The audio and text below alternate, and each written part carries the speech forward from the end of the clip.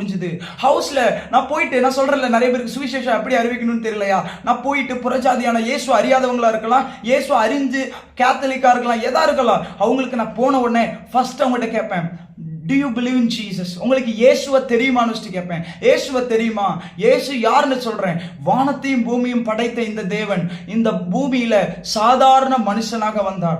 மனுஷன் கடவுளாகவில்லை, கடவுள் மனுஷனானார், இந்த பூமிக்கு வந்தார் உங்களுடைய பாவத்திற்காக. இந்த பூமியில கர்த்தர் படைக்கும் பொழுது வியாதி இல்லை, சாபம் இல்லை, கஷ்டம் இல்லை, போராட்டம் இல்லை. ஆனா இது வந்ததுக்கு காரணம் பாவம். இந்த பாவத்திலிருந்து, இந்த பாவத்தினாலதான் இந்த வியாதிகள், இந்த போராட்டங்கள்லாம் வந்திருக்குது.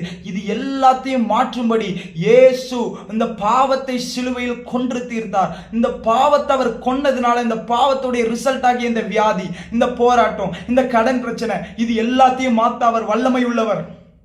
நீங்க இன்னைக்கு மாத்திரம் இயேசுவே என் பாவத்தை மன்னிங்க அப்படின்னு சொன்னீங்கன்னா உங்க குடும்ப சூழ்நிலை அவரால் மாற்ற முடியும். நீங்க இயேசுவே எனக்குள்ள வாங்கன்னு சொன்னீங்கன்னா உங்க குடும்பத்துடைய சூழ்நிலைகளை மாற்ற முடியும். உங்க கூட இயேசு இருப்பார். எல்லாவற்றுக்கும் மேலாக இயேசு மோட்ச பாக்கியத்தை தருவார்.